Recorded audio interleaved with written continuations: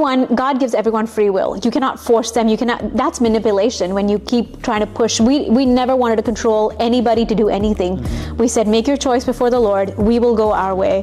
And honestly, I'm really thankful. So with Becca JW, them making their choices, it's not some, they're just don't want to talk. It's a very conscious choice they've made.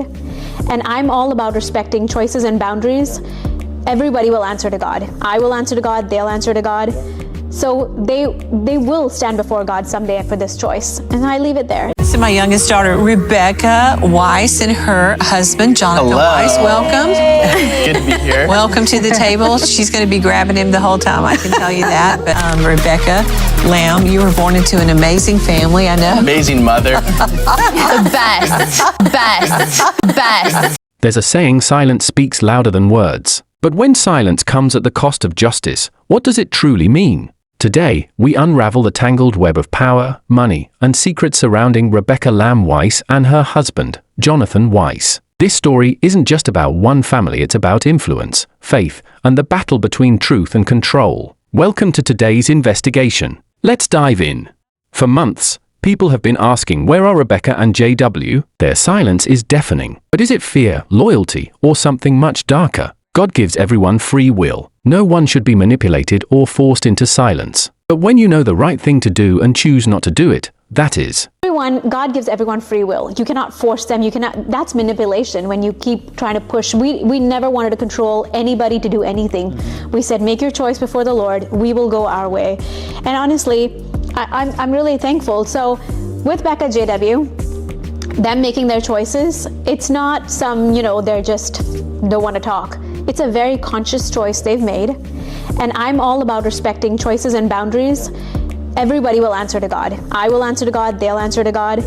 So they will stand before God someday for this choice. And I leave it there. And it's so important to talk about the sin of omission. If you know the right thing to do and you don't do it, that's sin. So that's what I think is the most grievous part here, and where I pray, that the fear of the Lord, it really hits people, that if they ever know that there's something that can be said to speak out, but you choose not to do it, then you are guilty of the sin of omission. The Bible is clear, therefore, to him who knows to do good and does not do it, to him it is sin. James 4:17. This is where Rebecca and JW stand. Do they know something they're not sharing?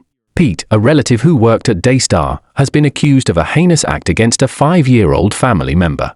While the case has not been proven in court, the fallout has been devastating. Jonathan and Susie Lamb were reportedly the first to demand accountability. They refused to allow Pete in their home, but their battle for justice met resistance from within their own family. Rebecca and JW's silence may not be by choice. Reports suggest they were financially tied to Daystar in a way that made speaking out nearly impossible. Screen transitions to a document overlay, $780,000 loan to Rebecca and JW from. Sources claim this wasn't just a loan, it was leverage. Rebecca's sister, Rachel Lamb Brown, allegedly used this financial tie to keep them silent. Speak out and they risk losing everything, including their home. But that wasn't the only control tactic. Rebecca and JW reportedly signed a non-disclosure agreement, a legal gag order preventing them from discussing Pete's allegations and other internal matters. Jonathan and Susie Lamb have faced backlash not only from the accused, but from their own family. Sources say Joni Lamb, the matriarch of the family, has not supported their efforts to bring Pete to justice.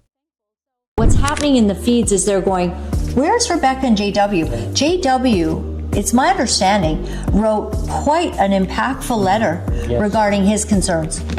He did. He read it to me, and it was just laying out everything that he had saw, just all the different details that really led to Pete being the one that was a perpetrator.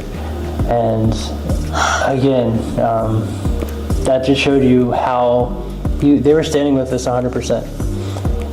But unfortunately, they've signed the NDA and they've chosen the path of silence. Joni Lamb's influence is undeniable. Has she played a role in keeping Rebecca and JW silent? While we can't confirm her direct involvement, one thing is clear: her reputation and the Daystar brand benefit from a quiet, obedient family. Rebecca and JW were reportedly supportive of Jonathan and Susie behind closed doors. JW even wrote a letter detailing his concerns about Pete's actions. But despite their private support, their public silence continues. Could it be the fear of financial ruin, family loyalty, or the weight of an NDA? Daystar Television Network has long been a pillar of Christian broadcasting, but these scandals threaten its legacy. The audience deserves transparency. Will Rebecca and JW break their silence, or will they remain bound by financial threats and family loyalty? What do you think? Should Rebecca and JW speak out, even if it costs them everything, or is silence their only option? Let us know in the comments below. Don't forget to like, share, and subscribe for more in-depth stories. And remember, the truth will set you free. There's a saying, silence speaks louder than words.